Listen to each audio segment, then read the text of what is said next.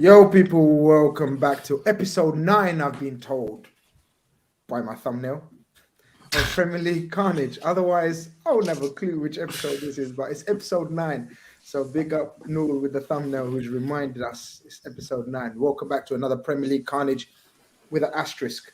And that asterisk is the League Cup final. Newcastle versus Man United. We were just talking before we went live that how excited Kendall is. Of course, welcome Kendall. How are you? Hope you're doing very well. I'm doing very, very, very well. Yeah, I'm really excited. Obviously, also absolutely bricking it at this point. 10 times worse tomorrow. But yeah, I'm really looking forward to it. Actually, really, really excited.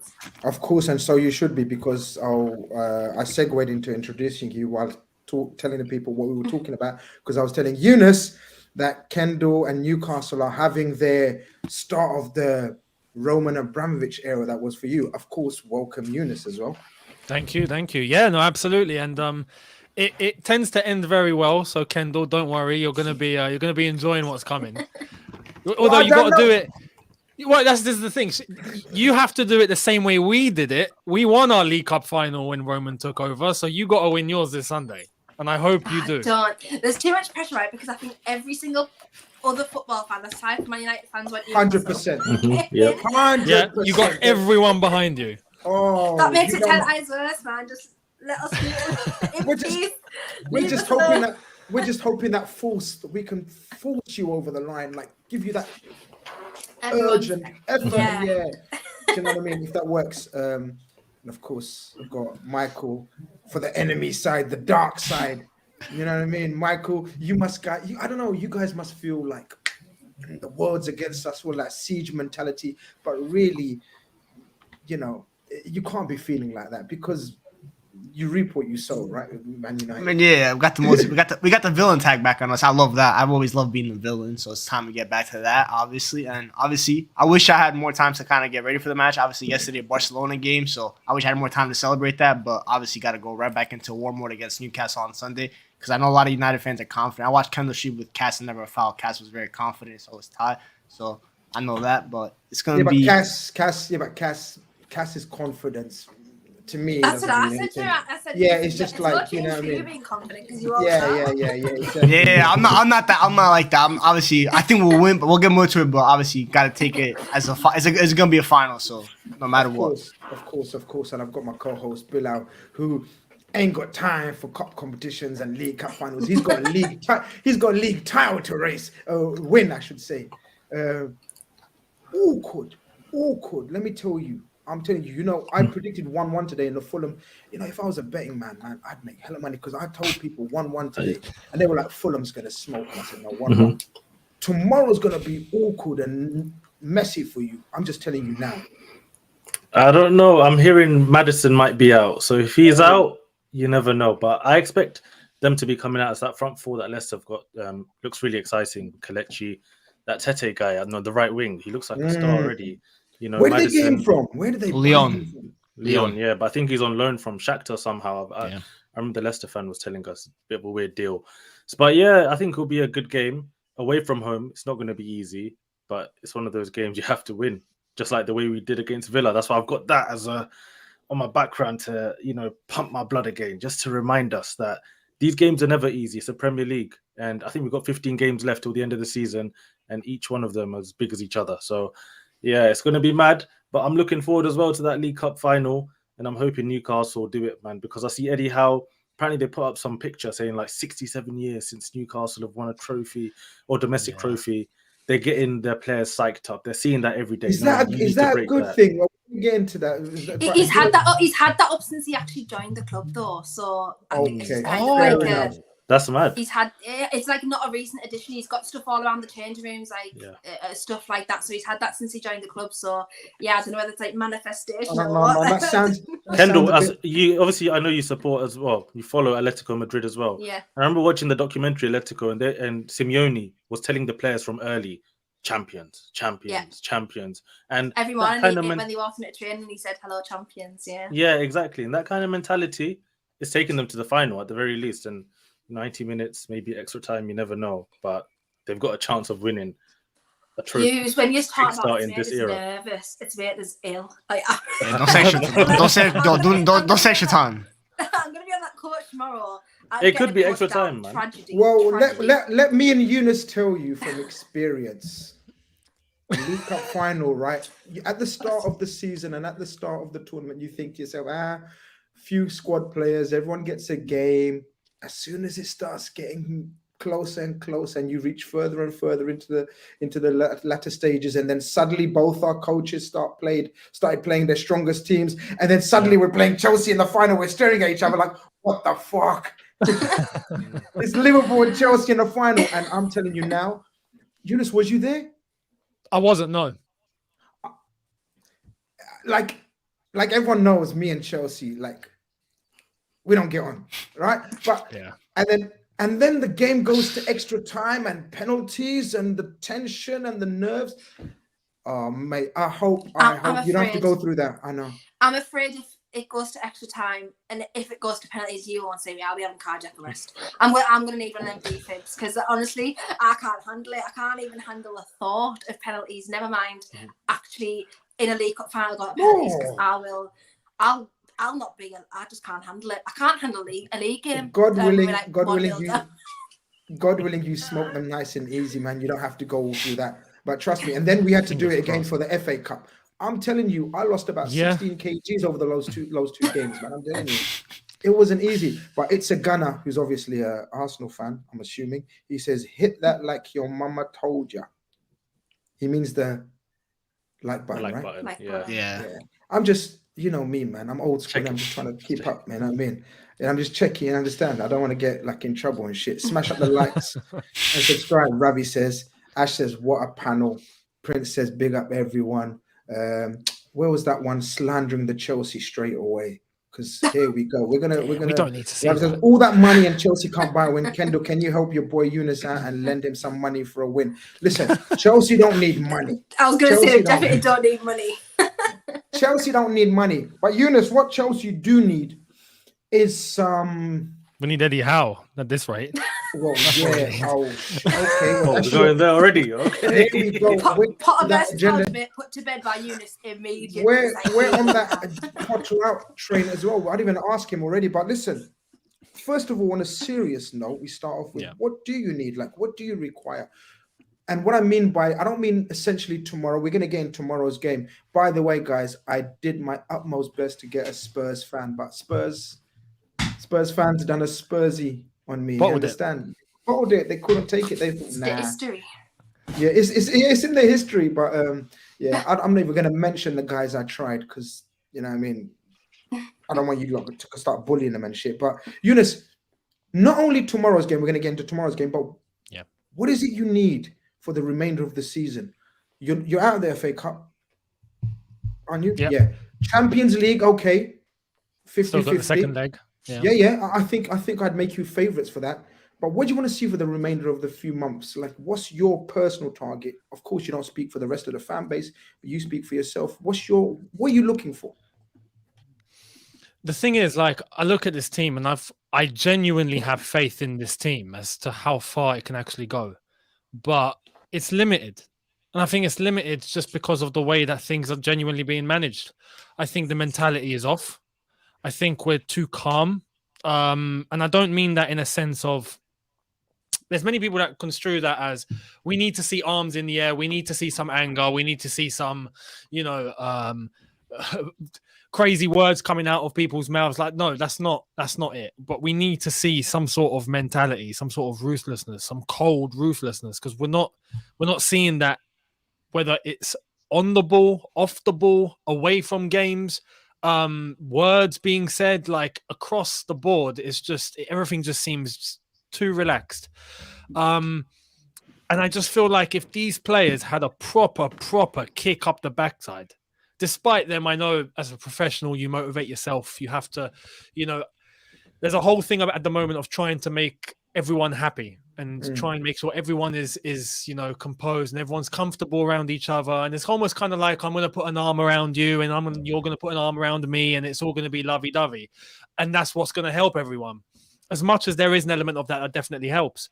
But I just feel like if we had a proper ruthless kick up the backside to a lot of these players in the team, this team can be dangerous, especially with the ones that we've brought in. You're looking at Enzo and Felix and Mudryk that I'm hoping is going to eventually get better when he adapts. Alongside some of the younger players we already have in the team, Reece James and Chilwell and everyone that we know are normally first-team starters. When you add what we've brought in, this team should be able to do bits. And right now, we are so far underperforming that I immediately look to the mentality, as I said, on and off the pitch, but on the pitch in terms of that aggressiveness, closing down quick enough, being urgent, the intensity, being, is there a quick press? Are we getting into challenges? Are we winning first and second balls? Those are basics that you go in with that, even without any tactics beforehand. You just have that as your base, as your foundation, and we don't even have that. So that's why I look to mentality. And the Spurs game coming up is, you can't get more motivated as a Chelsea player and even as a Chelsea fan than Spurs. Just for the history, the rivalry, I hate to use the word, there's a strong one, but the hate. There's a genuine rivalry and respect between, you can say, Chelsea, Arsenal, Liverpool, Man United, Man City now. But with Tottenham, there isn't a competitive rivalry because they never compete for anything. Let's have it right. But on a historical basis, that was kind of a dig. On a historical basis, it was a good one. Original. I'm not going to rebut it. So yeah. But in terms of just Chelsea versus Tottenham, Tottenham versus Chelsea, that's one thing that both sets of fans and both sets of teams, normally there is no option. You have to win. So we should really have a response this Sunday, and if we don't, I'm scared. At that point, I'm genuinely worried. Guys, I don't know if you guys lost me for a little while. I did lose you guys. Was I still here in the picture? You were, I think, yeah. Okay, cool. Do you know why? Because I think there's a couple of things that I wanted to pick up on, and a couple of things I wanted to pick up Kendall's opinion on, because I said that there's similarities between. No, he has gone now. Oh, he's gone. Now he's gone, yeah. I'm gonna get it. I'm gonna fix it right this He's back. I'm back. Now I'm gonna do the, what's it called? When you add that booster. Ethernet. Oh, the Ethernet. Yeah. Fuck's sake, man. I need to. But they advertise it like it's the best Wi-Fi on the planet, man. I want my money back for this month, man. Anyway, Kendall, I'm gonna leave you this question, and I'm gonna fix this Ethernet thing, right? You know, I compared your clubs, like in terms of new ownership, money coming in, and all that business. Not only that, there's a similarity, but there's a similarity of picking up a young British progressive coach, Eddie Howe, Graham Potter. How do you see your situation compared with Chelsea, the comparisons? Because Eddie Howe, again, didn't manage any big clubs, right? No. But he's done decent jobs everywhere he's gone. In fact, Bournemouth, he done a fantastic job. Same with Potter, decent jobs everywhere he's gone. Your board put massive faith in him. Everyone thought you're going to go for big name. Who was it? Unai Emery was linked or whatever. Yeah. But you've gone through him. You think you made the right choice, and even like moving forward, he's your man. You've got full faith in him. Have you got any words of advice for Chelsea fans in that scenario then to stick with Potter? So obviously at the beginning, I was like, it was kind of a situation where I was underwhelmed a little bit because we'd gone from Unai Emery to Eddie Howe, and not to say Eddie Howe was a bad manager or. You should be in bed. Excitement. This is cup final excitement. This is what it does. I'll answer your question in a minute. I was a little bit not underwhelmed in terms of like the appointment. It was just like, we were going to get Unai Emery. I think Unai Emery is a brilliant manager. And then we went to Eddie Howe, who we could have had 3 weeks prior to everything happening. So that was just a little bit, the timing was a little bit off.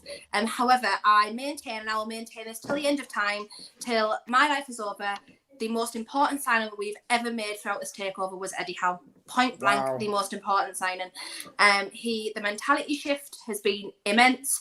The ambition and the hope that he's instilled in the players and in the fans again. We were look, when he took over us, he did the impossible, by the way. No team has ever survived relegation having no wins in their first 14 games. We ended up 11th last season. And I just think the coaching, the improvement of every single player, not one player's declined in ability, in motivation, in morale, anything across the board. Everyone's just been, and he's the massive part of the reason why we are where we are right now. Obviously the players as well, but just the major reason why we are where we are. The thing with Potter is I think they're both very extremely good coaches and extremely good managers. However, Potter's gone from a team where he's not expected to win anything. He's not expected to do anything except progress season on season. And that progression might be 10th to 9th. That progression might be just, get top 10 this season. On a limited budget where their scouts are very, very good at getting gems of players from for a smaller fee, like Caicedo, for example. What a player he is now. His fee is inflated massively. Obviously, likes of McAllister and people like that, who their fees have inflated massively. And I know some of them are obviously under the new manager now, so that's why they're as good as they are. But under Graham Potter as well, we saw it loads and loads of times. And the likes of Ben White. He's now got to a club where he is expected to, and this is no fault of Chelsea fans at all, it's because it's what they're used to get some sort of instant success. And unfortunately at the moment, that instant success looks like it needs to be a win. Just a win. 3 points would be great for instant success. But unfortunately, they're not in a position to compete for any cups this season at the moment. Champions League, yes, fair enough. But in the Premier League. So it's like, he's gone from one extreme to the other because now he's got as much money as he wants at his disposal. Like João Felix a year ago would not have been a Graham Potter player, no matter what. Even if they'd said to him that you can have João Felix for 10 million euros, he would not have done it because he's just not that sort of player for Graham Potter. However, now he's got things at his disposal and people in his staff now that obviously he hasn't chosen, who want to make these specific signings, and they're making specific signings for Chelsea. I just think the step up was that extreme. But then you could argue, where could he have gone after Brighton? You would have to have an extreme step up to like a battling club, I don't know what needs to change. And obviously, if Eunice doesn't even know everything needs to change. Well, I was going to say, Eunice, you're in a bit of a do you know what? Going back to what, hard place, really. Do you know what? Because I wanted to speak about the comparisons because they're quite similar in terms of new ownership, money coming in, hiring a young progressive coach, Newcastle, Eddie Howe. You guys have chosen Graham Potter, new ownership as well. Yeah. And Eunice, you spoke about you want to see some aggressiveness, not necessarily like, but some drive. You want to see something different. You want to see a passion in the players that you don't think you've seen. Everything that Kendo has said about Eddie Howe instilling in Newcastle players, you've not seen any sign of that. Potter said something in his press conference, and I wanted to pick your brains about some of his comments today. Don't know, Bilal, if you found them. If you haven't, no problem. Potter said something, because I don't want to paraphrase. Eunice, are you aware of the comments he's made? Yes. So he said. So he said. He spoke about sort of where's the bit I'm looking for? So yeah, at the top here, I think Potter's told reporters when asked about his current situation. He said, speaking to a few of the experienced guys, they said it was the worst preseason they've had. So obviously under Thomas Tuchel. So that is a direct dig at Thomas Tuchel, or did you not read it like that? Am I being too sensationalist? No. The thing is, I think many people interpreted it as that exactly, as in it's a direct dig. Mm-hmm. When you look at the press conference and you see the context that he was using it in, it was him trying to find reasons as to why we're not playing well this season. Okay. And he brought up basically every single possible reason I think that exists. And one of them was, oh, by the way, the preseason, as some of the senior players had told me, was the worst they've ever had. And he said for various reasons. He said, I wasn't there, obviously, but and one journalist put it to him and said, what are those reasons? And you could see him hesitate, like he wanted to say and go, well, organizationally, it just wasn't good, right? And I wasn't. Do you wish he would just come out and say, look, like, things like, do you wish you'd just be honest, like, and say things But what is honest? What is the reason? He has no idea. If the owners, I think there's way too many reasons to. This is obviously me with my outside hat on. Obviously, Eunice will know far more about the internal politics and the situation behind the ownership change, the players, the coaching, the management. But to me, it seems like your whole club has been a shambles since the sanctions. So from that period up till now, there's been way too much upheaval to pin it on Graham Potter. That's just my opinion. The thing is, from the sanction up until pre-season was a clear indicator. When we lost 4-0 to Arsenal, you just knew something's wrong. It wasn't right. Right, yeah. Something's wrong. And when you look back now, and there was a clip that surfaced today in terms of when we were getting ready for the new season at the first game at the Bridge, and you could see Tuchel shaking the hands of one of the co-owners, Bedad Eghbali, and just completely ignores Todd Bowley. No. Yeah, you could see, and we know now for weeks that Tuchel and Bowley had some sort of disagreement or whatever it was, but it looks deep. It doesn't look like one of those normal little disagreements. It looks deep. So what the hell went down? But anyway, that's definitely got nothing to do with Graham Potter. However, bringing up that as a reason for why we're in the slump that we're in now, I would accept if we had just been losing from the get-go. Right. One example would be since that, isn't it? Like, it's too long. I don't know why you even said it. It's been this. What the thing is, if you go back to the 15-16 season when we won the league and then we finished well, we went into 16th, didn't we? In that season, that was under Mourinho. That whole issue with the doctor happened at the very, very beginning. That whole row with Mourinho and the club doctor, and then that's from that point onwards, you could just see performances were just plummeting to the depths of hell. With Graham Potter coming in, even after that pre-season, we were in a bit of good form. We won a few games. We beat AC Milan. I think we had a run, if I'm not mistaken, of about 7 or 8 games where we hadn't lost. We went unbeaten for about 8 or 9, if I'm not mistaken. That was when Graham Potter walked in. So was pre-season not an issue then? Do you know what I mean? And that was closer to the time. All of a sudden now we're bringing up pre-season as a possible reason. That's why, yes, I agree. Pre-season was horrific, but for the form that we're seeing now, nah. And especially after you're seeing players come back from injury, which was a key reason. Absolutely, it's an acceptable excuse. Prior to the transfer window, we didn't have anyone new coming in. Now we do. That's no longer an excuse. So you'd expect things to start progressing, and then you lose to Southampton in the way that you do, and it's like, what on earth is going on? So Graham Potter's press conference today was a weird one. It was, wasn't it? It was weird. I mean, just come back from a crisis meeting. I mean, all of that little stuff. He started off with that, and I'm like, funny, man. I found it hilarious. I'm not going to lie. I thought that was great, but you got to back it up if you're saying things like that. Now, you imagine you say that and then you lose to Spurs on Sunday. That's so embarrassing. But it's like, don't put yourself in a position that you won't be able to handle. One thing is where he started talking about his family life, his mental health, and I'm like, bloody hell. Okay, cool. I understand. And then he turned to the media and said, well, you're not really that bothered about that. As in the media don't care about managers' mental health, which fair enough, right? I get that. But if you're at Brighton, that's a comment you could possibly make. If you're at Chelsea or top club, Newcastle are in that bracket now. I feel they're definitely getting there. You can't be making that. Can you imagine a Mourinho or a Conte or even a Tuchel or someone coming and going, oh, by the way, my mental health because of you guys.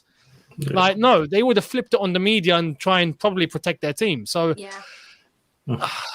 that's why I go back to mentality. I think Graham Potter is a good coach. I think he's a great guy. Even as an individual, you hear that in terms of relationships, he's fantastic. He's great. I'm not debating that at all. He seems like a genuine guy. And at a certain level, a great coach like we saw at Brighton. But the top clubs are the top clubs, and there's a pressure that I don't think you can't relate to unless you're there. It's an elite. You know the problem pressure. I have with the whole thing about situation, just quickly, the long-term tag that's been attached to the whole situation, because you've got to make, as Graham Potter, you've got to do something in the short term, in the immediate term, that makes your job look worthwhile, sustainable. Exactly. And at this current time, it is not. The owners attaching the long-term tag to the whole situation is just, it's pushing the fans away, because they can't see anything worthwhile long term with sticking with Graham Potter at the moment. So that's what I think. I think that's what Chelsea fans are saying. Give us something to work with. Give us something to give us something to be enthused about. Bilal will know what I'm talking about. One of our valued contributors, Noor, who's not in the building today, he suggested, and he likes to get into the psychology of things, and he suggested, he goes, he thinks Graham Potter, he said something about Graham Potter never dressed like this while he was at Brighton. Never had this hairstyle, never looked this sharp. Why is it? Why is he non-stop? Why is he not being himself? He goes, this is a sign of insecurity. He goes, he was going into all that stuff. Do you remember, Bilal? We had a laugh at it. But it's kind of making some. If I'm listening to Eunice as well, if we're listening to his press conferences, it's kind of giving weight to Noor's argument or case. Do you get what he was saying? Yeah, honestly, because at the time when he's saying, I'm like, come on, man, you can't be getting onto him for getting a haircut and wearing a nice suit. Do you remember Brighton though? And he was like, he got booed at full time once. Yeah. And he came out after his press conference, after like the post match interview, and he was like, why would you boo me? Look at what I've done. He told them you're just Brighton. Why are you guys getting onto me? But you can see what Zerbi's doing. He's actually getting wins when Potter, for a lot of the times, we're getting draws. And you know what? I think what he's suffering from at Chelsea, it's just imposter syndrome, probably. That's what he's suffering from. Maybe he feels like he just shouldn't be there. Because even the preseason thing's a bit odd for me, because I'm pretty sure when Potter came in, he had about 2 weeks without a game. And surely at that point, you're thinking, okay, he's going to get the players together, get them to gel, blah, blah, blah. But every week that's passing by, there's nothing that we can really see and hold on to that this is what's actually happening. And at this point, if I was a Chelsea fan, I understand them. You know, at the beginning, we were talking about project, long term. But the problem is when you go and sign all of these players for this sort of money, you have all of these big names, you need to make it work. And you need to make it work quickly. Because if you don't, it's just going to cause problem after problem. And for me right now, I don't know where he goes from here, but he has to beat Tottenham. That's all I know. Because if he doesn't get this win against Tottenham, this is a kind of result that you can't come back from. It's one of those. I disagree. I'm targeting. I don't think this is the game that decides or should decide this future. I think it's the Leeds one, Eunice. I think if you fail to beat Leeds, then even me, and I'm his supporter, I'm not going to lie. Michael, looking from outside, completely outside, no real vested interest, right, from you, like Man United, you're calm. Obviously, you've appointed a new manager. You've seen instant, direction, instant way of playing, an identity. That's the one. Yeah. From what you knew of Potter and the situation he finds himself in Chelsea, it's completely different. Or is it completely different, actually, guys, from what he found at United? United had a whole host of course, not that many players, but a whole host of egos, a lot of money spent. Is there any similarity? Again, an up-and-coming coach in Ten Hag, who's apparently very young as well. What was the stat I read the other day that he's younger than another manager, and I couldn't believe it. Ten Hag? Yeah. No, Ten Hag's older than Pep. Nah, he's older than Pep. He's an old man. Okay. Yeah, but he's young in the game, but he's an old man. He's young in the game, but he's young in the game. What would you do if you was a Chelsea fan, like right now? How would you feel? Because I sense, and I'm going to get to you, I'm going to ask the $1 million question, but would you have a bit more patience, or would you think, oh, it's nice, there's nothing to look forward to? It's tough because I actually rated Graham Potter like in October of last year when Ole got fired. I had Ten Hag and Potter as my 1-2, and I think. But I learned after, like, in a while, obviously, I think the thing that Potter lacks is presence. Like, you know, when you manage a big club as a manager, when you go into that pressure, you need to have that aura. Like Jose Mourinho, 2004, he came in with that aura. Thomas Tuchel had a presence in a sense. Obviously, tactically. Erik Ten Hag, for me, he had that presence in the sense that Ole Gunnar Solskjaer never had. Like, he came in, he was direct. While Ralf Rangnick, on the other hand, was like too direct. He just went kamikaze on everyone in his press conferences. But Ten Hag was direct. He shut down journalists that were like, that Gary Cotterill guy from Sky Sports tried to like follow him and everything. He said, no, you're not even coming to Carrington no more. You're banned from the scene. I think with Potter, he just doesn't have that. And funnily enough, I said it from like a month in. I said Potter's not lasting the season. I don't think he'll last the whole season. I said he's giving me the David Moyes vibes, the Andres Villas-Boas vibes, that he's just not ready for that club. I think Spurs would have been the jump for him that he should have made, but obviously he made that jump at Chelsea, and he's just a guy. He's a great tactician. Like, he has ideas, but I just don't think, especially Chelsea, because Chelsea are impatient. Like, their fans are impatient because they're used to instant success. They sack managers and they win UCLs. That's the thing they've gotten used to. Like, they sacked Lampard, Tuchel won the UCL. They sacked was it Villas-Boas, and Di Matteo won. So they're used to that. And Graham Potter, yes, he started well, but then they've won like 2 games in their last 20, and no club is that acceptable, especially at a club as a magnitude at Chelsea. So I think with Graham Potter, he's gonna face the Moyes situation that he just couldn't unite the locker room together, because Moyes couldn't unite the locker room. He tried to go his way, and then the legends at the club, like Rio and everything, disagree with him, and he's gonna get the short end of the stick. Because top bully from America, but you guys talked about the long term. In American sports, long-term projects are a very common thing because you have like a draft and everything. Yeah. So you can dream of that. Football is not like that. It's especially at the big clubs, it's instant success, or at least you have to like show something. And Graham Potter just not showing anything, because like Eunice talked about it. That team just like Ten Hag. You know the game I realized, that Liverpool game, that first one, we went to war in that game. We weren't that good on the ball, but you saw the way Lisandro Martinez, the first second of that game, he clattered Mo Salah. No one at Chelsea is really doing that. Body of Sheila, maybe Thiago Silva, but like the forwards and everything. This is a team that if you're not gonna be that good on the ball, you gotta be physical. At least show something, as you said. Eunice, you know, as I said, I know you're gonna have to chip in a bit. I need to get you to A. Oh, it's all right for time, actually. No, it's all right. It's all right. Okay. So wicked. Yeah. Amazing. Thank you. So look, okay, then I'm gonna get into the hard question first before we get into tomorrow's game then. Because I know you sound very, very disgruntled, and I get it, and you've explained your side of this situation. But if Todd Bowley walked in and, as he said, you know, I want to make this club different, work differently, structure differently. I'm not going to be gung ho, even though he fucking went gung ho like no one's ever seen before, right? He said something else, done something else. Now he said, I'm not going to sack Potter. We're backing Potter until the end of the season. Do you think he will sack Potter if things don't go right? And the next, for example, you get knocked out of the Champions League, you lose tomorrow. We're going to get into it right now. I think personally, it's the Leeds game. I know football doesn't work like that. It's not based on one game, but I think Spurs is Spurs. You can lose a derby. Obviously, it depends how you lose it. If you lose it, if you get smashed, then serious issues. But derbies can go either way. I think it's the Leeds game. But what's your opinion and what's your take on the Potter in or Potter out? Unfortunately, because it has come to Potter in, Potter out amongst your fan base. Yep.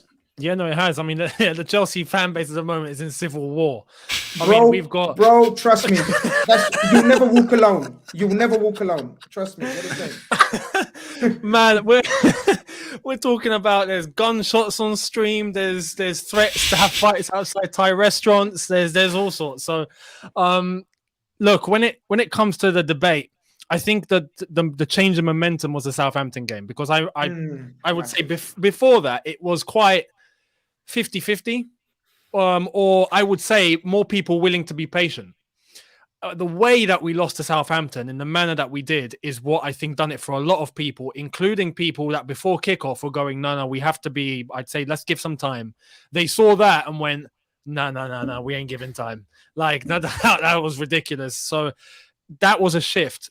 Now, personally, would I have taken action immediately after the Southampton game? My own opinion, yes. But the way that I see it, there seems to be an angle in the media to those that are connected with Chelsea that Potter's going to get all the time in the world. Right? Nothing's going to change. And I don't genuinely know if that's true, or if that's just PR, or if that's an angle from the ownership to just make it seem like, to see the reaction. You know, you're going to get time. Let's just see how this goes if we were to go down that angle, to make it look like everything's calm. Because I genuinely think there is the Tottenham game, which means a lot, and I've already said this. There is the Leeds game. I agree with you in mentioning the Leeds game, because when you look back to the caliber of teams that are in that relegation zone, we just lost our bottom of the league managerless Southampton. It's playing on my head. Yeah, that Leeds. Leeds just got Javi Garcia.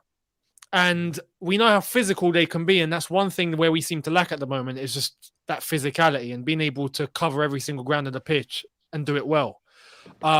Leeds put up a good performance in the first game as well. They beat us. So in the first game of the season. So there's that. And then there's Dortmund. Now, Dortmund is the one game where we have a trophy on the line. It's our last chance.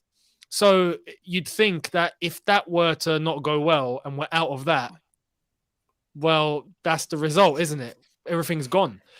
Some people are saying take action before because then we have something to fight for in the Dortmund game. You might actually get something out of the players in terms of a bounce and get into the quarterfinal, which is what Chelsea have done before. But personally, I think there's those 3 games. I think there's Spurs, depending how well or how bad that goes. I think, if it goes really bad, then there's got to be something, surely. But if it goes all right, then cool. There's Leeds, and then there's the Dortmund game, second leg. If we get a reaction in those 3 games, cool. He probably does get until the end of the season at minimum. If there isn't, then I think there's going to be serious conversations and probably some action. But we know Todd Bowley wants to go the long haul. Everyone wants a long, vision, a project. Let's not take drastic action. But I feel like even from a business perspective, if you're forced to take a decision, if things get so bad, you're not just going to stand back and just watch it all crumble. So I don't know. It's too much at stake. There's too much money at stake. There's too much thing. Very quickly before we get into the game tomorrow, we haven't got a Spurs fan, but we've got Omar, who's my friend, who's going to pretend to be a Spurs fan because that's what they deserve right now. So Omar's going to give us Spurs It's not a hard thing to do, mate. Just exactly. Pretend you've never seen a trophy in your life. You'll be fine. No, he hasn't. Well, no, that's why I got him in. He's never seen a trophy in his life anyway. He thinks he's a six-side footballer, seven-side footballer. He just breaks his ankles and he's broke up for about months and months. That's all he does. But very quickly, one by one, does Potter see out the season, Bilal? Very quickly. I don't want an explanation. Yes. Michael. Chelsea will keep him. No. Ohms? Hell yeah. Kendall? No. Wow. Eunice, ultimate answer. Does he see out the season? The board, not your opinion, the board. The board.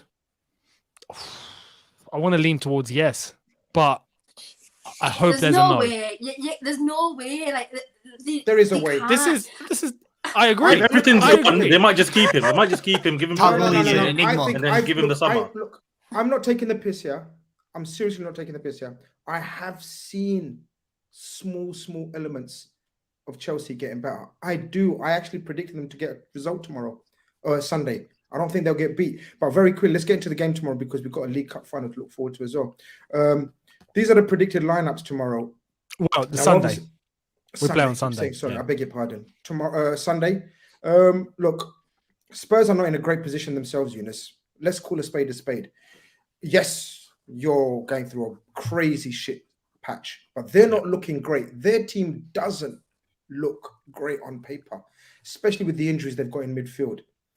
So we won't get into the Spurs too much because we haven't got, but we look at your team. Is this the team you're expecting?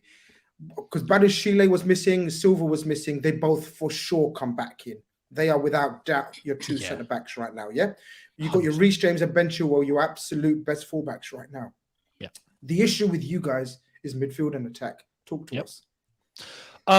This midfield, if I saw that midfield on Sunday, I'd be a little bit fuming, I would say, because I feel like, and to be fair to Loftus-Cheek, he's not done badly, but to get balance, especially for Enzo, and to alleviate him a little bit, because Enzo at times during the games he's played has looked like he's in jail, just in that 6 role.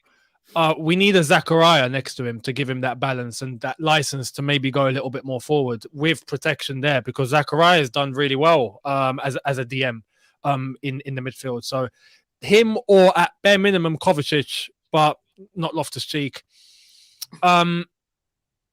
Mason Mount. Oh, what a debate that. Well, this is. I was meant to move on very quickly, but you've hit on Mason Mount, which are the Chelsea fan base like never in civil war or something? Massive divisive fan base. Mount is the ongoing, win or lose. It's Mason Mount debate. because we as Liverpool fans, me as a Liverpool fan, I should say, I've got vested interest in this chat and this debate about Mason Mount. Because he still hasn't discounted staying or going, so we don't know where we are with Mason Mount. I truly believe if Mason Mount doesn't sign a deal at Liverpool, at Chelsea, he will end up at Liverpool. Yep. So this is it. Will he extend? Will he sign that deal, Eunice? And are you in favour of him signing that deal?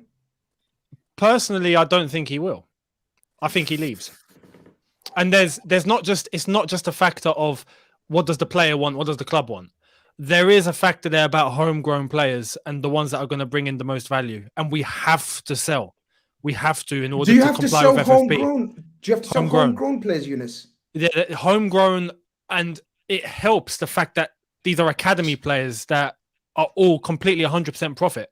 We didn't pay for them. So when you look at Mason Mount, for example, going for however much he'll probably go for. And you'll have like sell-on clauses in the future and everything attached to it, won't you? Like all sorts, exactly. So there's that. And what Mason wants and what the club are willing to give because of their new salary policy is the gap's way too large. I feel like there's no way they're going to come to a middle ground. And it sorts Chelsea out to get rid of a player like Mason Mount just for the quota and just for FFP. So that's why I don't think he'll sell. But for my own opinion, I honestly don't mind him being in the Chelsea squad in order to compete and be amongst players that are going to push him.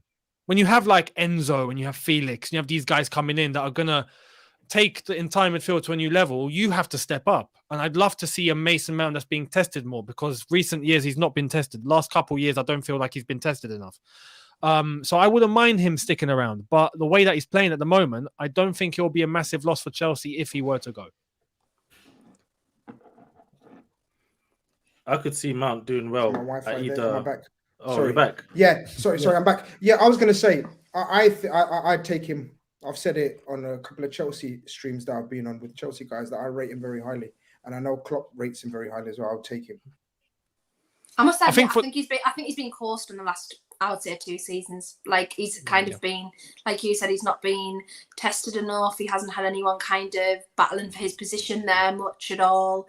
I do think 3-4 years ago, I think he was fantastic. But yeah, I think especially last season and this season, I think he's just kind of had a bit of a. But it's systematic. But it's systematic of a young player at an unstable club. Yeah. It's not his fault. It's definitely not his fault. He's victim of his surroundings, I guess, at the minute. But yeah, I think. I don't know, mate. I can't even imagine. He's one of them players. I can't imagine like being anywhere else. Though, do you know what I mean? Like he's just like.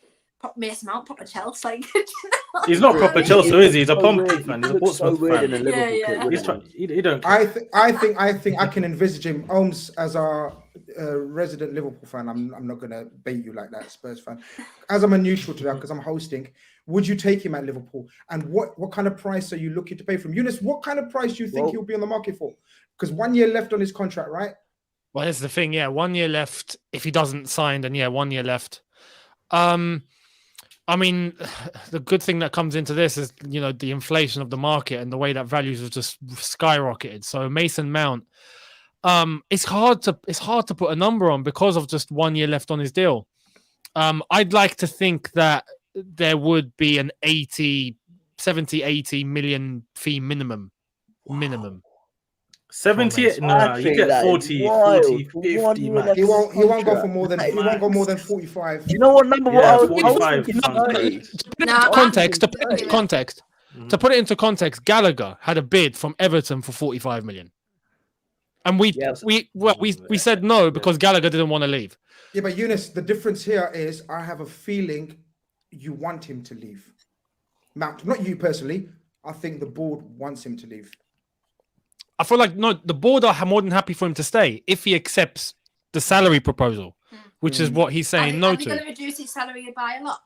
Yeah, so well, not necessarily. Well, yeah, actually, what he's getting at the moment, I think, is 88,000 a week or something. But what the new policy is, like Reece James, for example, signed a 5-year deal that was worth just over 200k a week, I think it was, under Roman. But these guys, they want to be able to give low salaries with loads of incentives and loads of bonuses, loads of, exactly if you like do the this and Liverpool if you do model. that. Exactly, Well, exactly. like the Liverpool and model. it's a common American way, if I'm not mistaken, in terms of bringing in those sort of contracts. And I agree. To an extent, I agree. I think that's a good thing. If players are on a base salary and then based on your performance, you get X and X more. Yeah. I think Happy more days. football contracts should be like that. 100%. This is it, guys. Let's get into predictions for tomorrow, Sunday's game, because we're running out of time here. Bilal, Spurs versus Chelsea. 2-1 Chelsea. I'm not backing Tottenham. Come on. My Chelsea, yeah. Fair play. Yeah, man. Chelsea got to get a win. I don't trust Tottenham to get a win, even if Chelsea are dying, man. It's one of those ones. Michael? I'm back. I'll say the same with Bilal. I think 2-1 Chelsea. They surely can't lose another game in a row. They have to win at some point. Holmes? I'm going to sound like an echo, but this is actually my prediction. I generally think 2-1 Chelsea. You think they turn their season around? Yeah, and Spurs, they'll get up for a game against City at home, but they don't tend to do well against the other big teams. And I know Chelsea out of form, but come on, I just feel like Chelsea, they'll just get those couple goals and sort of not kickstart their season, but it'll get them on a bit of a roll.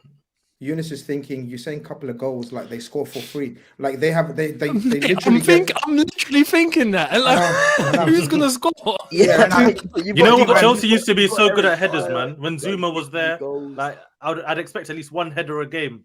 But now, even the headers have gone. It's like, where's the goals coming from? But 2 shots on target is massive for Chelsea. It's all dependent on Mudryk as well. If Mudryk starts, as we say, this is Tottenham, so so the goals will come. I brought in Mudryk last week in my FPL. He came on for about 10 minutes as a sub. So I've taken him out this week because I thought bollocks to Mudryk. He's going to come back and he's going to do something tomorrow. Kendall, what's your prediction for Sunday? Obviously, you will have other things on your mind, but what's your prediction for Chelsea Spurs? I need Tottenham to lose. I need Chelsea to win. I need Tottenham to lose, so top four's back in our reach again. So, no, I don't get what the result is. I don't care if it's 1-0. I don't care if it's the worst game you've ever watched in your life. I just need a Chelsea win. So, yeah, I don't know. I kind of think Tottenham will score just because that's just how they are. But then I want a Chelsea win, so then it would have to be 2-1 Chelsea. But I don't know if it will be, so I'll say 1-0 Chelsea.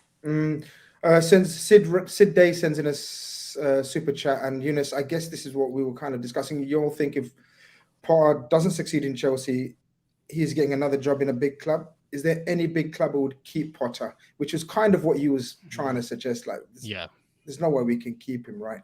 Like, if this continues, just because of what you're used to in recent times.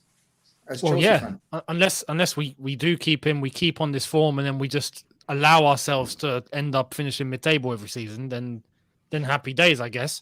But the whole culture would shift. You won't see us competing for anything, and that's just not the way the culture is at Chelsea. So, it has to change. It has to change soon. Anyone got anything to say about Spurs and their plight? Because it's mad. It's what they're going through, and they're still fourth.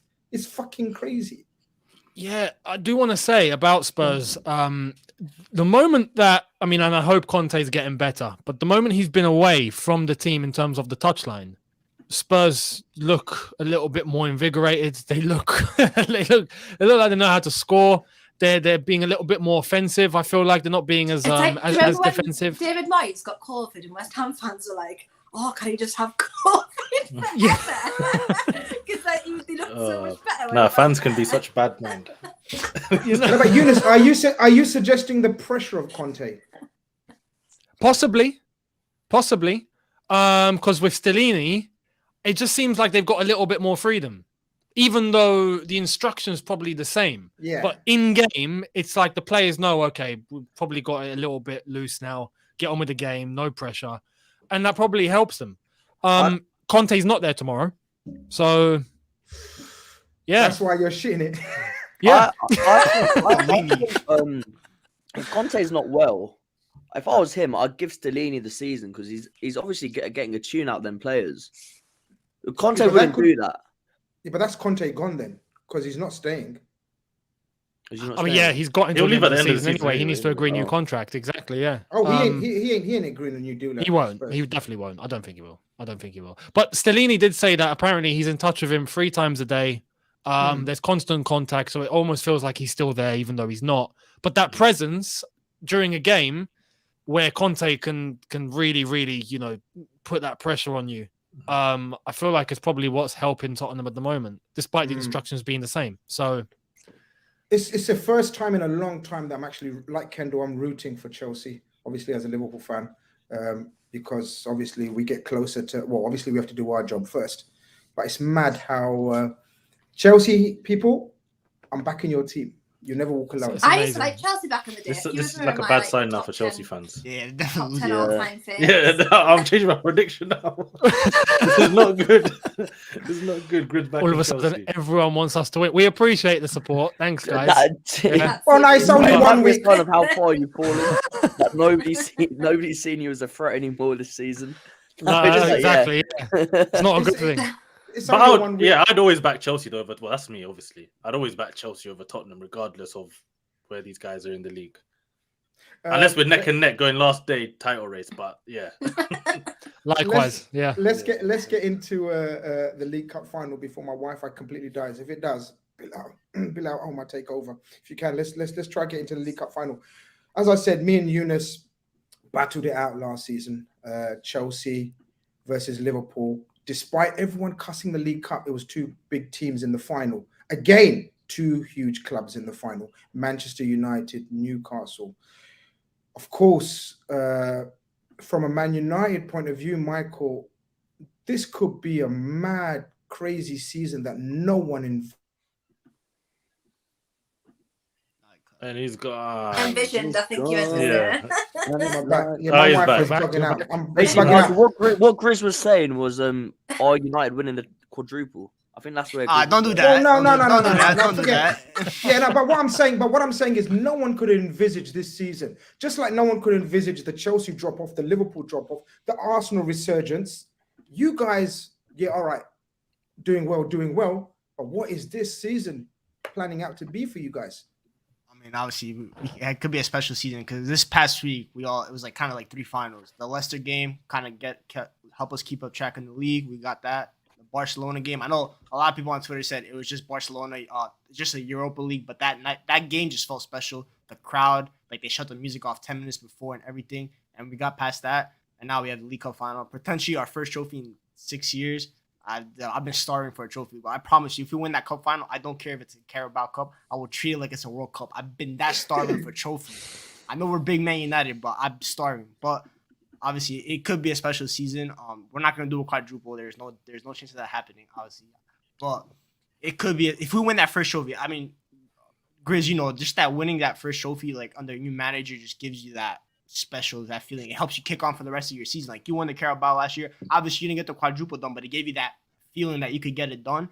And that's what it could be. Like we need to win our first trophy. I've always been in the mindset, if you get that trophy, the team bondness that you could create. Because these players, while yes, you have winners in Casemiro, Varane, even Lissandro, but they've never won together. They haven't won together, and just creating that bond with each other will be a special feeling. And that's why I'm nervous for it, but we'll see what happens. Obviously, Marcus Rashford limping is not in the greatest things, but he could also be saying it's mind games. It could be mind games. It could be. Yeah, I know he's playing because obviously I've seen Marcus Rashford play with a broken back before, so he's going to be out for that final, but I'm just worried more long-term. But we just need to win this game. It's a must-win because this is our best chance at a trophy this season because it's in that final, obviously. Obviously, we have other cups to play for. We're the only team in Europe that's in like 4 competitions, but this is the one that we must win to start because if you win that first one, then it gives us more confidence for Europa League because obviously now me and Bilal, we're the 2 favorites now. It's us 2. That's it. We knocked out the big one in Barcelona, and they're focused on Premier League. So we're kind of the favorites because we're the one that has the most to gain from that competition. FA Cup, it's just Man City. That's the only team I fear in FA Cup. I'm not scared of Spurs in a cup competition. Never in my life will I ever be scared of Spurs. If it was Spurs in the cup final, I'd be more confident. But Newcastle, that team scares me a little bit because you guys are dogs in there. So it'll be a tough game. What's the midfield situation for Newcastle? Joe Linton, Willock, are they fit or? Yeah, every single person's fit, except obviously Nicholas Pope, who I'm like Baltimore at the moment. Like, why did you do that? Oh my god, honestly, I'm starting to think about the weekend. It's driving us insane. I've been in such a bad mood since Saturday. I'm not even. Like, it's just so peak. But you know what? Loris Karius redemption story, man. We're filming our All or Nothing documentary this season, so like we're gonna end up with nothing like every other season, every other All or Nothing. How can your biggest moment in years and you've got Karius in goal? How has this happened? It's actually a story that makes sense. It makes The sense. redemption, I don't like the the script. redemption I don't like story the would be script. unbelievable, though. I'm not liking the script. I'm not liking the script here. I'm not liking the script here, man. I can safely tell you, Kendall, I'm sorry to break your heart. Already. It's the defining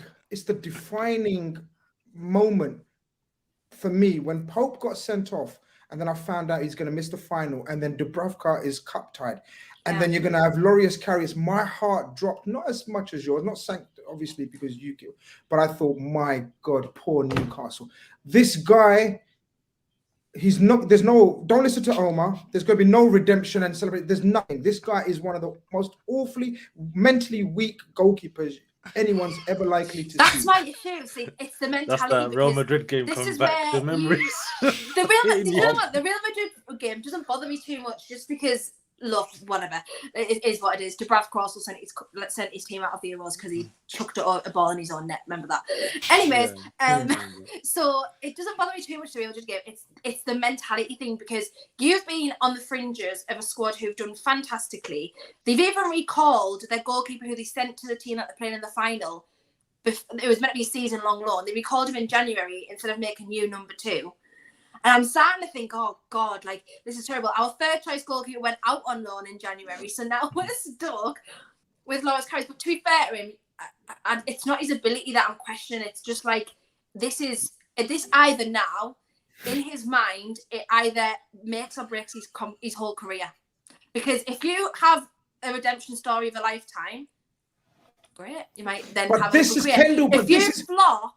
You're finished. There's no coming back. There's no coming back. Yeah, but he's already finished. He's already been No, finished. Kendall's right. This could revive him. He This doesn't need could to do be anything his else if he second wins this chance game. in football. Kendall is right. This could revive him. It's not, and this is it. There's so much pressure on him now.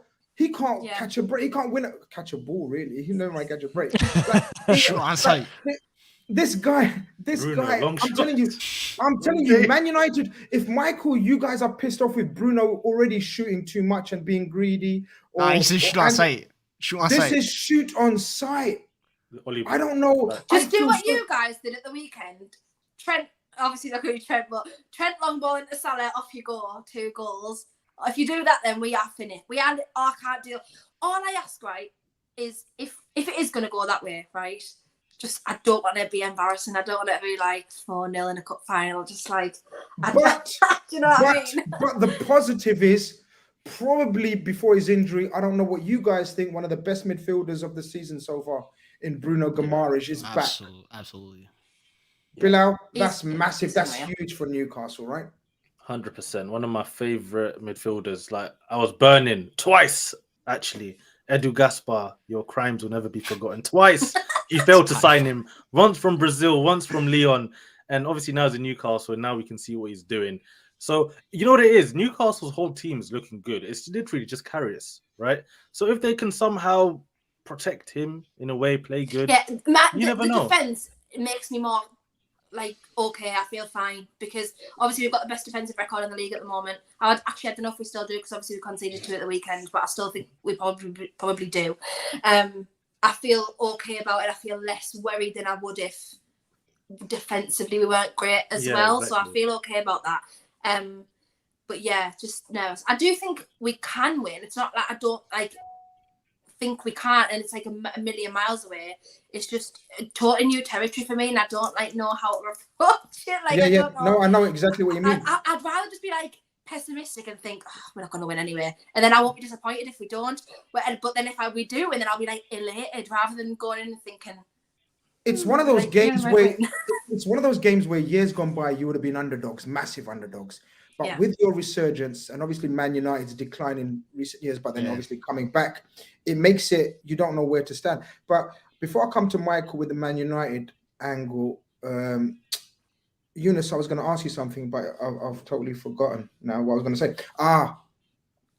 I think a lot of these mid-season finals are about momentum and timing. So, for example, Bilal, do you remember I was saying you guys are so unfortunate with your timing of playing Everton? Sean Dyche, new manager, 12 o'clock kickoff. Yeah, we've seen all kinds of things like this. I think the momentum is so with United. And for example, if this game was played about a month ago, I'd say some would make Newcastle favourites or equally. But the momentum shift, Newcastle have drawn quite a few, picked up injuries. Man United are just on an absolute massive momentum spin. Yeah. Do you think the timing's a bit off for Newcastle, or can they halt this momentum? Or do you think maybe that it's been on their mind and that's why they've been dropping points in the Premier League? Because you've got about 4 draws or something out of the last 5 or something, Kendall, right? Yeah. Which is not great, right? And not the greatest of opposition apart from us, of course. But Eunice, the momentum, timing, I think is working against Newcastle. It is, but there's a circumstance that can happen on the match day itself that might go in Newcastle's favour. So in terms of momentum leading up into the game, Man United look unbelievable right now. And it's like Rashford can't be stopped. Everyone's blending. Everyone's looking at home. Ten Hag's got a hold in his team tactically. His subs, everything is spot on.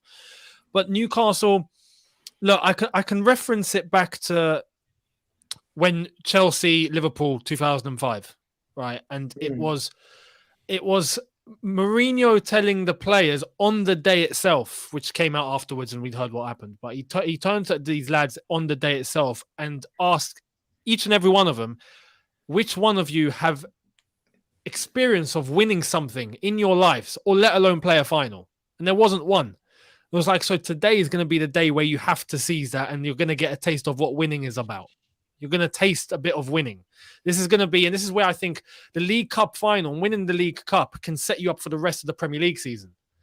Because that's the momentum that can take. You get a taste of what winning a trophy is like, and you might get more hungry. And I think this is Newcastle's time now with the money that they've got and the resources and that elevation, and you can see that progress. They are coming onto the big boys' table now.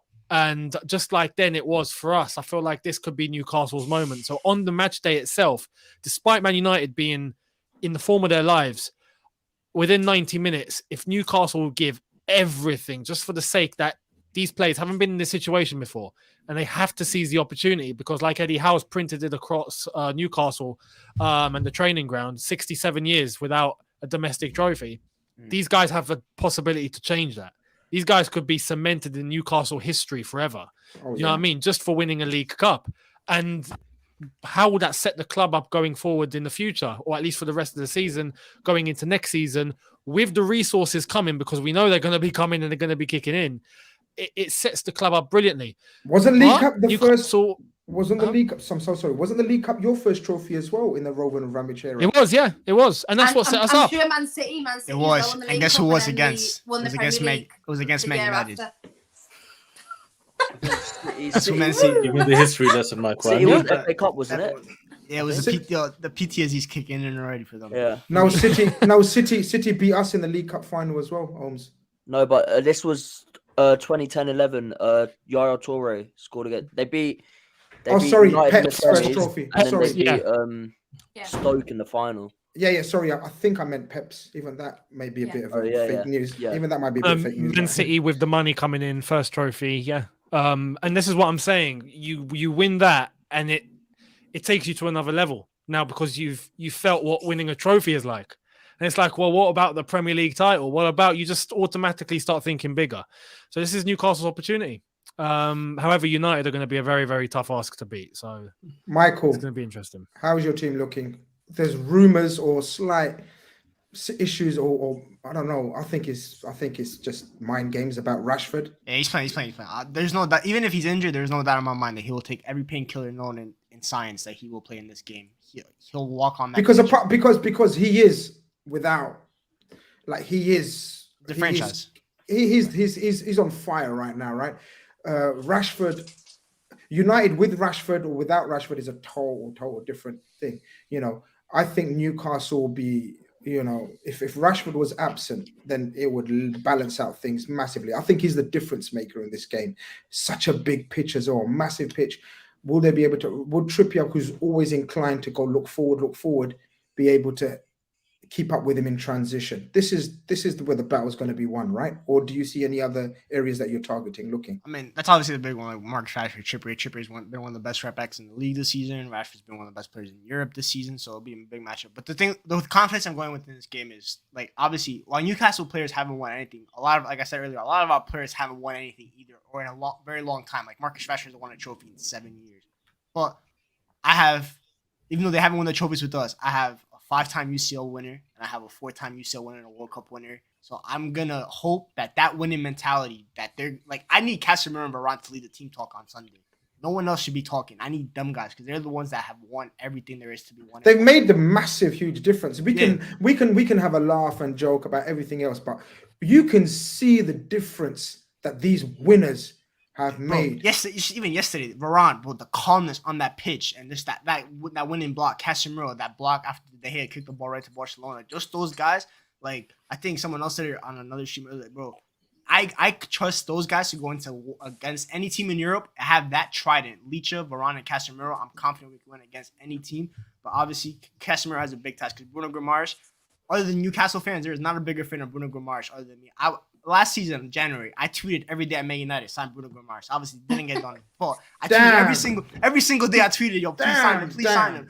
But no one listened to me. So who's your next target? Who you atting Man United to sign next? Have you started another campaign?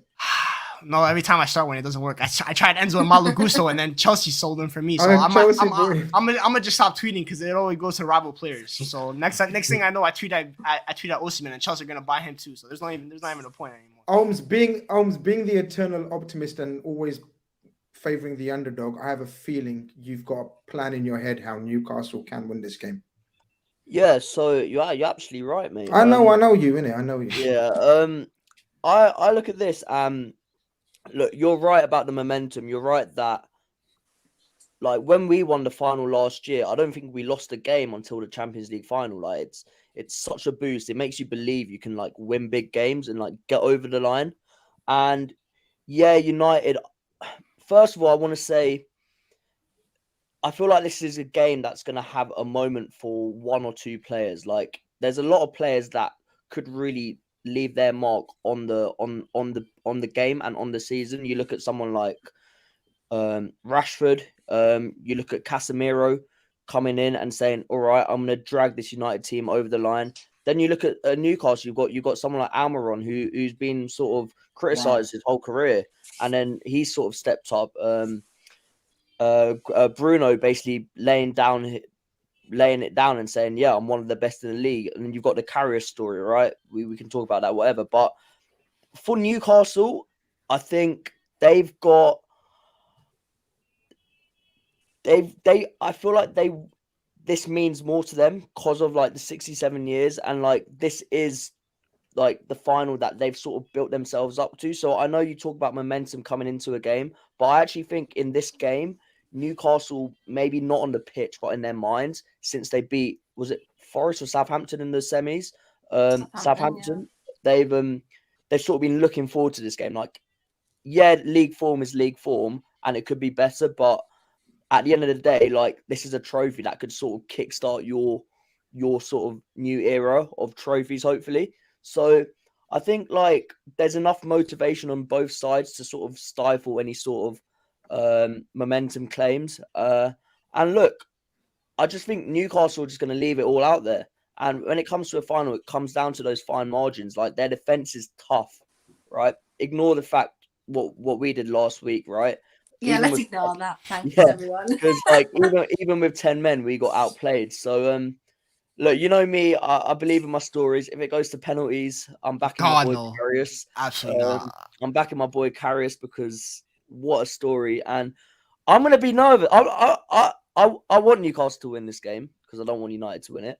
But that first shot at Karius, I'm nervous, you know. I think we're all going to be. I think there's a tinge of the world's waiting for this first shot at Karius. You know who's gonna shoot the first shot? It's gonna be Wood Weghorst and Karius is gonna catch it. That's what's gonna end up happening. They need to give it to Bruno. No, they need to set it up so it's Bruno who shoots first. 100% they will. 100% it will be set up. you know, like how you set up, like when you play American football, you know that. Yeah, you know, we're gonna have to call plays. Nah, yo, like a Yeah, you're screen gonna or play- something, and Marcus Rashford's got a low one, like a It's gonna be knuckleball. for. It's gonna have to be knuckleball, because that way carries could be like, can't see it coming. So It don't something need like to be that. no knuckleball. Trust me, innit? We Nah, know knuckleball. carriers. No, you should And take a shot on target. This is another factor. I feel like Newcastle fans will. United fans, to be fair, they're good. They'll be good for a final. Come but I feel on, like they We travel 70 well. We travel well. 75% will only have to It's be going to be travelling mad from both London. fans. Yeah, Most it'll of them, be most of them London. from It'll be- London anyway. Do you know what I mean? Most United fans are there already. Exactly. 20-minute trip. Yeah. You know what I mean? It's just mad. But I hope they do take over Wembley, because like I remember last season, the Reds taking over Wembley, and yeah, it was quite a sight. It was quite a sight. Bilal, what are you saying for this game, man? League Cup final, Newcastle, Man United. It's 4:30 kickoff Sunday. Yeah. So you know what it is? All this talking, it just reminded me of Arsenal's experience in the League Cup final. And I remembered when we were on a similar trophy drought like Man United, and we played Birmingham. And Oh yeah, you all know how that ended. So we were hyped up for that game, thinking, yeah, trophy drought ended. Birmingham, easy game, 1-0 up. And then, you know, everything is just like Obafemi Martin, Chesney, Koscielny. Yeah, like just bumping into each other and doing all sorts of madness, right? And that trophy drought continued for another few years. I'm trying to throw that kind of energy to Man United, because Ten Hag right now, he's scaring me. Like Ten Hag, to be honest, right? He is a Man United manager. He's just got it. He is him. When you talk about managers that have tried to succeed Fergie, none of them have done it. But for me, Ten Hag already, he's proven that he is definitely that guy to, you know, take these guys on for the next few years. But I want to obviously hold them back a little bit. So I'm hoping they get their little De Gea and Lissandro. That's a Chesney, Koscielny little madness there. And, you know, Wilson or Isaac and all of these players might as well, or even Almiron. I could see Almiron doing something jammy in that game and just getting a goal. So yeah, I don't know, but it's just Karius, man. Because for me, if Pope was fit and Bruno's back in the team, I would be very confident that maybe Newcastle could do. Because I saw Ten Hag before the game complaining about Newcastle, saying they're boring, wasting time. I think Newcastle played. Yeah, you said. Yeah, he said you're annoying. I think Newcastle have played maybe the least amount of minutes, right, in terms of a game, because of the amount of time they spend wasting time, pretty much, and picking up fouls and slowing the game down. If they can do those sort of things against Man United, frustrate them, you never know. I feel like something could happen, but obviously, Michael, I'm just throwing that judge on. No, I actually with what Ten Hag said, like I'm like, no disrespect, they are annoying to play against, which is you should probably take that as a compliment, because like it's always great to be the shithouse team, because you frustrate so many teams. And like we saw what they did against Arsenal, and I saw yesterday, once we gave away that penalty, our players were rattled, and our players do not do good when they're rattled. Like Bruno starts shooting, he starts fouling. So we're gonna need someone to calm it down, which is why Casemiro and Varane are so essential, because they're the calm guy, you know, just use that calmness. Actually, maybe not Casemiro, because he'll start grabbing necks like he did against Palace, but Varane mostly. Well, he ran away from the trouble yesterday. He got PTSD. He's like, nah, I ain't doing this no more. Oh, but you know what Bruno did to De Jong, right? The way he smashed that ball into him, obviously on purpose, right? I love it, yeah. If he does that to a Newcastle player, that he's not going to get away with it. That's what I know. You can do that to Frankie, man, but you can't be doing that. Actually, Dan Burn is like, Dan Burn's like John Shelby or Dan Burn's like 6'8". Maybe not, because Lisandro Martinez is going to see this tall ass guy in front of him. Like, yo, I am. Wait, guys, I've pictured it already. I need to see Lisandro Martinez marking Dan Burn on a we don't need to see that. That's like LeBron James. A beginning of the season, Dan Burn and Ryan Fraser, we've got the shortest player and the tallest player. They said if we ever got to a final, they would hold hands going out. But obviously Ryan Fraser doesn't play anymore, so we might have to hold hands with Lisandro. So many. Lisandro is good though, man. He's weirdly good in the air. Even Lewandowski was getting snuffed out. Easy work on Thursday. He's very aggressive. I think he actually is a fouler. Like, you know, when you play football and you say, "Yo, you're a fouler, man." Like, he's actually a fouler. Like, that's what he does. But he gets away with it, and he's very, very good at it, and he's very good on the ball. Eunice, your prediction for the League Cup final 2023? Oh, man. I want Newcastle to do it. I really do. I can't help but think a narrow Man United 2-1 win. But I want Newcastle in normal time. But I want Newcastle to win so bad. Holmes, did you give me Bilal? Did you give me a prediction? I didn't. Not Bilal. I gave you a Bilal. story. You just gave me a story and waffled. Yeah, I don't know. You know what, man? I'll go 1-0 Newcastle then. Karius clean sheet. Lovely. You never know. Karius clean sheet. You might just get lucky. You might. Yo, just you get won't see me lucky, on Monday. Yo, Grizz, I'm calling sick on Monday from now. I ain't coming in if Karius I'm keeps telling against me. you, this will be so beautiful. But Michael, Someone has to stop Man United, please. Nah, because surely these you're guys- confident, Michael. Your prediction will be confident as well. I do you think must. we win. We must win. We must win. Obviously, everyone's gonna laugh at us if we don't win. I think if we have to win in 90. If it goes to extra time, I promise you, we are not winning. If it goes. Why? No. David De Gea gives me PTSD from that. We keep Europa on League final. time. I have PTSD in extra time and penalties. I haven't seen any of my teams or country win a penalty shootout since I was like 7 years old against Chelsea in the UCL final. Every single time, we always lose a penalty shootout or an extra time. I can see like Even carry us across the other goal, like even if you it doesn't matter who it is, bro. I've seen some like random Czech goalkeepers get 13 saves against us. I promise you, we make the worst goalkeepers look. Well, that Omonia keeper, remember against Omonia, that Nigerian guy, bro. He made like 15 saves against us. Oh shit! Oh Bro, yeah! I That promise was you, mad. carries whoever, even if it's me against Man United, someone will do some like world class stuff. But I think that we win 2-1. I don't think we'll keep a clean sheet. I think Newcastle will get a goal, but I'm gonna go with this. We have Marcus Rashford, they don't. That's the mentality I'm going with. Holmes, your prediction. So I've been talking about stories. For me, one of these stories are happening. Either Rashford makes it 2-1 or Karius wins the game on pens. So I'm gonna go with the latter. Don't put me through I'm that. gonna say 1-1. 1-1. It goes to pens. And what I will say, I don't think I've ever seen a game where a player has whole career has depended on more. Like, if you put it into context, I don't think there's a game where you could define one person's career more than this. Because if he messes up... Messi World Cup final recently, just gone. A little small game. A lot of people define that now. Froze up. There you go. He froze up. Sorry, yeah, no. Messi got him. Sorry, yeah. No, but like this is like, this guy's like, okay, context, right? Messi World Cup, GOAT, whatever. But context, like, this could push him back into like playing football again. Because honestly, football is fickle. People see him do. Sorry, I'm messing up. People will see him win a penalty shootout and be like, okay, maybe let's give him a chance. And he might. And he might. That's the confidence he needs, because we know it's a confidence thing.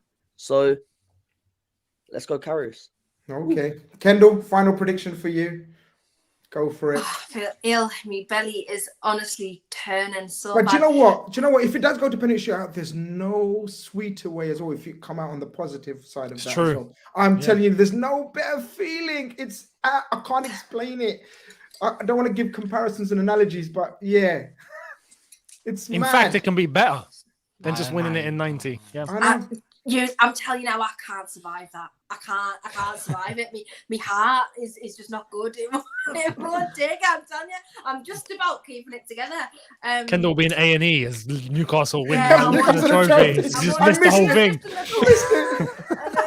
It'll be typical. That'll be just me. That'll be my storyline. But yeah, 67 years and I fucking missed it. I know, honestly, that'll be me. You'll see me crying for other reasons. But yeah, this is my thing. Like, we've been struggling to score lately, and that's my issue. Less so than Karius. So it's like my team is me worried, but yeah, I'm gonna back us to win. Obviously, as always. Whether I believe it or not is a different story. But yeah, 2-1 Newcastle. I think it's going to be a fantastic game. Honestly, I think it's going to be open game. I don't think it's going to be a tight, boring affair. Man United, momentum, Newcastle under Eddie Howe.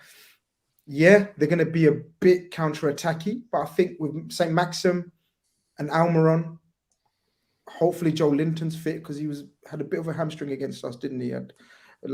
He's all right. Everyone's fit. He should be fine. Everyone's fit. Yeah. So that makes, because you want to see the best players. This is what they've been living for and waiting for. Go on, Kendall. People are saying, let's go. I mean, as I said, they're the neutral party. Very quick prediction on the Arsenal-Leicester. Won't go into it too much because we've run way over time. Bilal, Arsenal-Leicester, hit me with it, man. I'm nervous for you. I'm not going to lie. I'm going to be very honest. I'm nervous for you. I'm not as nervous as last week, to be honest. Yeah, that of Villa course. Yeah, game. too many subplots Yeah. with the Villa. Unai Yeah. Emery, good evening, early kickoff, all of that. After the I loss, think Leicester play in a way that we can exploit. Right, the way they play, there's be a lot of areas, especially defensively, where I think we can just overrun them. But for me, the main thing is I really want us to keep a clean sheet against Leicester and actually stop conceding goals, because defensively we've been giving away some really bad goals over the last 4 or 5 games. So hopefully this is a game we can keep a clean sheet, get like a 2-0 win, and just call it a day. 3 p.m. kickoff. I don't think we're on TV for another 3 matches, which is kind of weird. TV. Yeah, It's so weird. we'll just be in these 3 p.m. games and all of that. But yeah, 2-0 It just shows you the levels of Liverpool. Man, we were on every week in the. I don't know. We haven't Newcastle on TV every day. They love them. since December. It's actually mental. We don't have one the whole of March neither. We don't have a 3 p.m. kickoff at all. I'm not going to ask you. I'm not going to ask for your predictions. I'm not going to ask for your predictions. But Eunice and Kendall as your guests today. Title race, Eunice. Title race. Talk to me. This title race is serious now. For weeks and weeks and weeks we were saying, City are coming. Here we go. Arsenal, here we go. Drop off. Talk to me, Eunice. Now it's a race. Now we're shitting ourselves. Arsenal actually might fucking win the league. I think they will. I've said, but even prior to City dropping points, I was like, if there's any team that's more susceptible to probably dropping points right now, even though on paper it doesn't look like it, it's City, not Arsenal. And Arsenal had that little blip where people started thinking, oh, okay, here it is. Here's the annual February Arsenal dip. And then they go into free fall. They stopped it. And against Villa was a result that any title winning team needs. It's that result that you just get and things happen. I mean, Jorginho hitting from 30 yards out to put it top pins. That's why I'm respecting Chelsea recently. Man. I mean, this Jorginho 5 years changed my life. There's 5 years in the Chelsea shirt. He's not hit a ball like that once. It's mad. So this is where I look at Arsenal and I think, especially in the 93rd minute, when you start getting wins like that, it means luck's on your side. And you do need a bit of luck. You make your own luck, but you do need that bit of luck to win the title. And Arsenal are getting it. So I think they're going to do it. Kendall? Yeah, likewise. Really? I've said from the beginning. I still think it'll be a last day thing. I don't think it'll be done and dusted at all. I think it'll be dragged out to the very end of the season. But everyone's been waiting for an Arsenal flawed, been waiting for an Arsenal test. Obviously, the Everton game, whatever, Sean Dyche is just Sean Dyche. Like, barely any manager beats Sean Dyche at this point.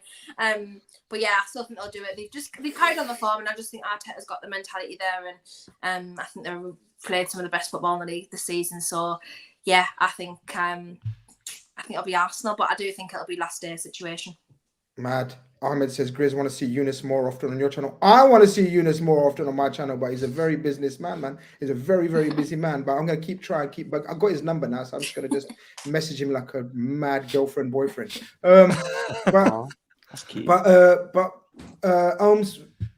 We tried to keep the Liverpool chat on here very, very minimum as possible. You have about 1 minute, 30 seconds to talk about Palace tomorrow away. I'm going, so I'm hoping that you guys can do the post-match call-in. Good luck with that if we lose. I'm not here. But Crystal Palace away tomorrow. Crystal Palace away, Istanbul hype, 7:45 box office Saturday night.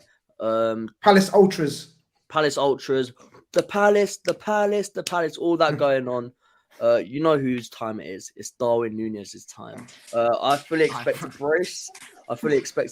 From Darwin Núñez. Because look, this guy's hot, and Palace, they're not. Yeah, Elise as a whole, these guys will come with tech because they're ballers. But look, if we win, on a serious note, if we win tomorrow, that will take the pain from Tuesday away, because Tuesday was Liverpool game like that since the last time we played real. Sorry, You're back. So yeah, I'm gonna say 3-1 Liverpool. Núñez brace, Salah goal, and Nathaniel Klein consolation goal. Nathaniel Klein consolation goal. Always Palace Liverpool. I just think of that 3-3 all the time when I see that. Everyone does. That's mad. It's the first thing that comes to my head. Good there. That's why Yeah, they but call it that's always Cristamble. been- That's why they call it Cristamble. Yeah. But listen, I'm going to go there. It's going to be very cold, apparently. That's always. You're guaranteed it to be cold in South London when we play Crystal Palace. Always. So I'm going to have the war hat on. I'm going to be wrapped up nice. I can't be bothered to predict Liverpool anymore. I predict unpredictability. That's why I predict with Liverpool, as always the case. Good luck, Kendall. Good luck, Michael. No. Nah, don't you don't have to say. You don't have to say. I know you're wishing on my downfall. It's okay. No, not good luck, Michael. Good luck, Eunice. Like, come on, the Chelsea. Up the Chelsea. Yeah, come on, the Chelsea, up the Chelsea. Chelsea. That's it. But and Arsenal, I feel nervous for you tomorrow. That's what I'm gonna say. But Come on, you guys, Foxes. That's what I'm saying. I Come think on, you Arsenal might Foxes. lose. who? Arsenal, yeah, I'm nervous, guys. and Whenever I'm Omar usually- says we lose, we win. Nah, yo, I'm Arteta- very happy. Arteta schools Brendan Rodgers every single time they match up. It's gonna be some mismatch. They were last season, to be honest. Leicester were our easiest match. Not the first game, but the second one was so easy. Like, so I don't know. They've improved a little bit, but we'll see tomorrow. We'll see. Leicester at 3 p.m. is a dangerous team, you know. I remember they beat Listen, United I think- like 4-0. Yeah. For me, Leicester every and game Arsenal. is difficult. I just look at every game it's the same. Like you just Okay, it's a this is hard game. weird insight now. Leicester at 3 p.m. is dangerous. Like, and Like Bill, one I of was those little talking about- conspiracy- yeah. They've got their clappers and This is- yeah. My channel's got a rep. Get out of here. All right, guys. This is Premier League Khanage. Sorry for that ending about Leicester being dangerous at only 3 p.m. Like, what the fuck about 3:45 and Have this 3:20 and conversation with me 3:15? tomorrow. Yeah, exactly. Guys, it's been wonderful chatting. Thank you, Eunice. Thank you, Kendall. And of course, thank you, the usuals. We out of here. This has been Premier League Khanage, episode 9, according to the thumbnail. If I'm wrong, I'm wrong. Take care. Bye-bye.